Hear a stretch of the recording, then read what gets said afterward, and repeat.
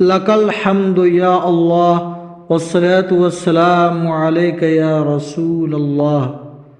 اللہ تعالیٰ کے بارے میں عقیدہ۔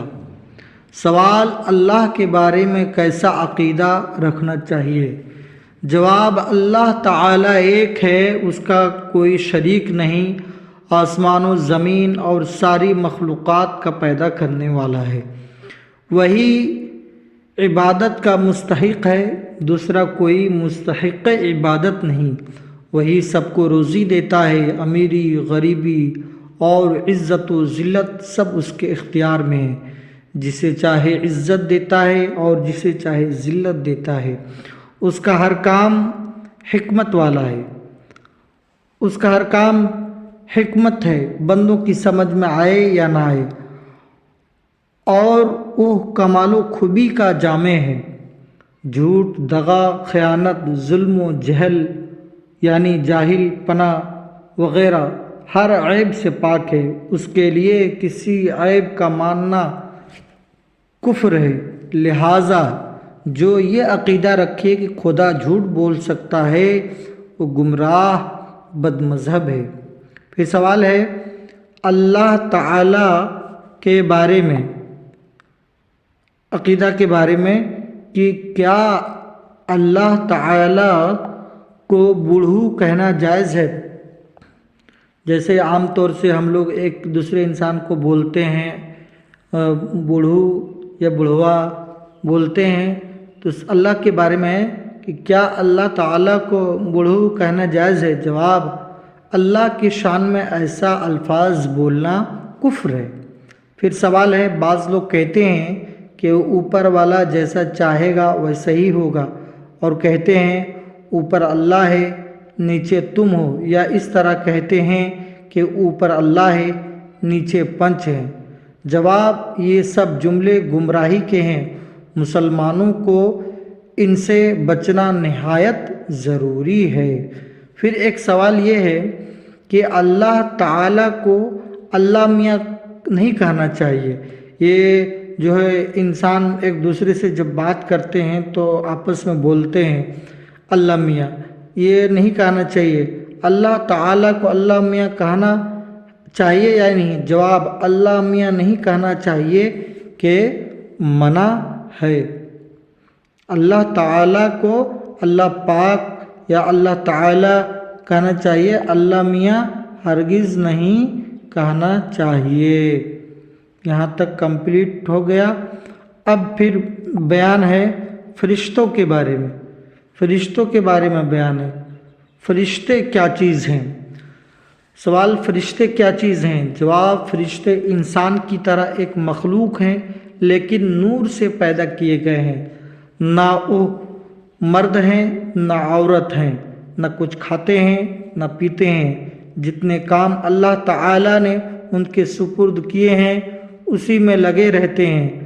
کچھ فرشتے بندوں کا اچھا برا عمل لکھنے پر مقرر ہیں، جن کو کرامن کاتبین کہا جاتا ہے، اور کچھ فرشتے قبر میں مردوں سے سوال کرنے پر مقرر ہیں، جن کو منکر نکیر کہا جاتا ہے، اور کچھ فرشتے حضور علیہ السلام کے دربار میں مسلمانوں کے درود و سلام پہنچانے پر مقرر ہیں۔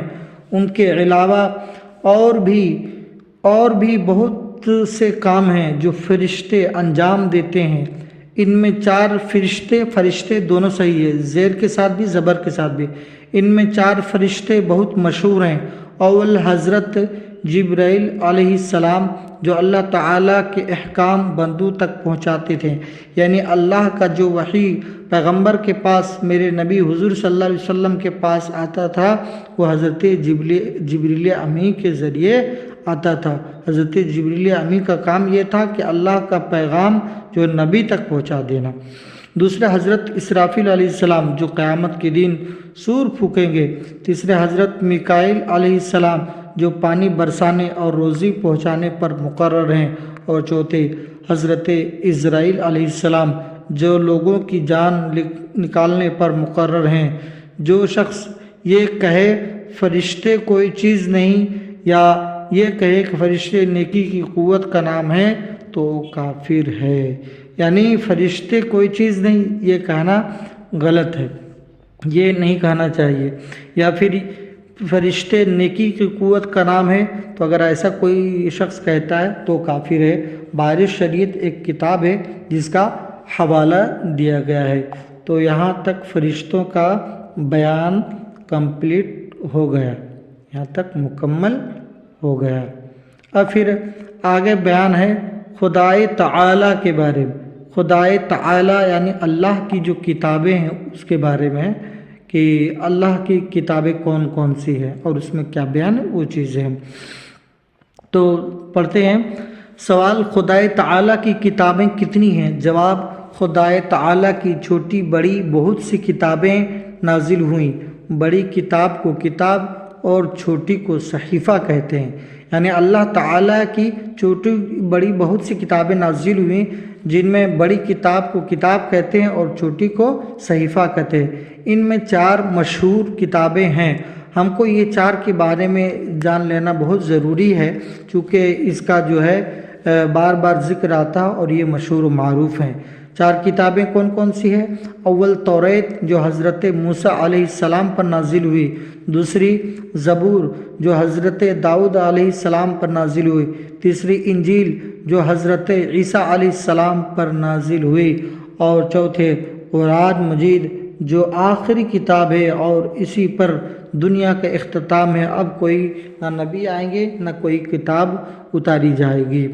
اور چوتھی قرآن مجید جو ہمارے نبی کریم صلی اللہ علیہ وسلم، نبی اکرم صلی اللہ علیہ وسلم پر نازل ہوئی. سوال، پورا قرآن مجید ایک دفعہ یعنی ایک بار ہی نازل ہوا یا تھوڑا تھوڑا؟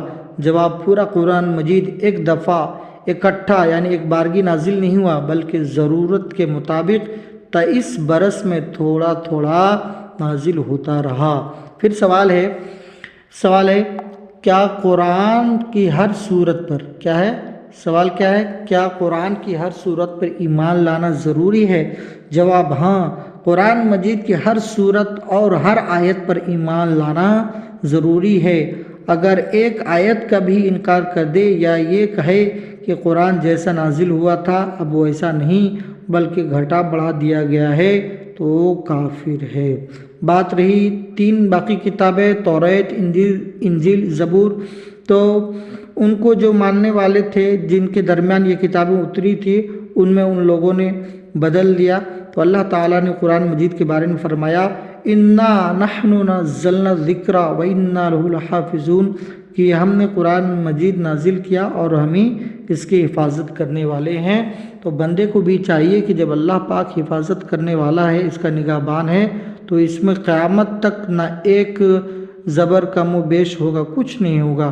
جیسا اترا ویسا ہی ہے، پھر اللہ جیسا چاہے گا ویسا ہی ہوگا. یہاں تک بیان ہو گیا. کتابوں کے بارے میں بیان ہو گیا کہ اللہ کی مشہور کتابیں جو ہے وہ 4 ہیں: توریت، انجیل، زبور، قرآن پاک. اب پھر یہاں سے بیان ہے رسول اور نبی کے بارے میں، اور یہ ہم کو جان لینا ضروری ہے کہ ہم لوگوں کو ہدایت کی جو بات ملی ہے وہ نبیوں اور رسولوں کے ذریعے سے بات اور اللہ کا حکم پہنچا ہے، اللہ کی بات ہم تک پہنچی ہے. سوال، رسول اور نبی کون ہوتے ہیں؟ رسول اور نبی، جواب، خدائے تعالیٰ کے بندے اور انسان ہوتے ہیں. اللہ تعالیٰ نے ان کو انسان کی ہدایت کے لیے دنیا میں بھیجا ہے. وہ بندوں تک خدائے تعالیٰ کا پیغام پہنچاتے ہیں، معجزے دکھاتے ہیں اور غیب کی باتیں بتاتے ہیں. جھوٹ کبھی نہیں بولتے. وہ ہر گناہ سے پاک ہوتے ہیں. ان کی تعداد کچھ کم و بیش 1,24,000 ہے. سب سے پہلے نبی حضرت آدم علیہ السلام ہیں اور سب سے آخری نبی حضرت محمد مصطفیٰ صلی اللہ علیہ وسلم ہے. ایک بات یہاں پہ جو گزری کہ انبیاء کرام علیہ السلام کی تعداد کتنی ہے، انبیاء کرام یعنی اللہ کے نبی کتنے ہیں، تو اس کے بارے میں ہم تھوڑا وضاحت کر دینا چاہتے ہیں کہ ان کی تعداد کچھ کم و بیش 1,24,000 ہے. یعنی اس میں علماء نے جس طریقے سے بتایا ہم کو اسی طریقے سے سمجھ لینا ہے. اس میں حکمت اور غور کرنے والی بات یہ ہے کہ اگر ہم یہ کہتے ہیں کہ 1,24,000 تو جو نبی ہوں گے ان کو شمار کرنا چھوٹ جائے گا، اور اگر ہم یہ کہتے ہیں کہ 1,24,000 سے زیادہ تو جو نبی نہیں ہوں گے ان کو نبی کرنا شمار ہوگا، نبی میں شمار کر لیا جائے گا۔ اسی لیے علماء نے فرمایا کہ ان کی تعداد کے بارے میں بولو کچھ کم و بیش 1,24,000۔ اب پھر ایک بہت امپورٹنٹ سوال ہے، اور یہ بار بار ہمارے ذہن میں آتا ہے اور ہم سوچتے بھی ہیں، اس طرح کی باتیں آتی ہیں ذہن میں، تو اس کے بارے میں ہم گفتگو کرتے ہیں۔ کیا ہم ہندوؤں کے پیشواؤں کو نبی کہہ سکتے ہیں؟ تو اس کا جواب لکھتے ہیں، کسی شخص کو نبی کہنے کے لیے قرآن و حدیث سے ثبوت چاہیے، اور ہندوؤں کے پیشواؤں کے بارے میں نبی ہونے پر قرآن سے کوئی ثبوت نہیں ملتا، اس لیے ہم انہیں نبی نہیں کہہ سکتے ہیں۔ یعنی جو نبی بن کر آئے ان کا ذکر قرآن میں ہے، ان کا ذکر اللہ کی کتابوں میں ہے، اور ہندوؤں کے جو پیشوا ہے وہ اس کا ذکر جو ہے کسی کتاب، کسی قرآن حدیث، کسی حدیث میں یا قرآن میں نہیں ملتا ہے، اسی لیے اس کے پیشواؤں کو جو ہے ہم نبی نہیں کہہ سکتے ہیں۔ اور بات رہی ہے کہ اس کی کتابیں جو ہیں یجروید، سام وید، اتھر وید، رگ وید، تو یہ پرانے زمانے کی شاعروں کی نظمیں ہیں، یہ کوئی آسمانی کتاب نہیں ہے۔ آسمانی کتاب اور نبی ہونے کے لیے ضروری ہے کہ وہ اللہ کی کتاب ہو اور اس نبی کا ذکر حدیث و قرآن میں ہو۔ اور پھر یہ ہے بہت امپورٹنٹ سوال ہے، اور اسے ہمیں بہت اچھی طریقے سے سمجھنا چاہیے۔ نبی کے نام پر جو ہے صرف صاد یعنی چھوٹا سا صاد لکھتے ہیں، ہم آپ کو یہ لکھ کے بتاتے ہیں، یہ دیکھیے ایسے لکھتے ہیں بس، تو کہہ رہے ہیں ایسے کرتے ہیں، تو کہہ رہے ہیں نبی کے نام پر صرف صاد لکھنا چاہیے یا نہیں؟ جواب، علیہ الصلاۃ والسلام لکھنا چاہیے، صرف صاد لکھنا حرام ہے۔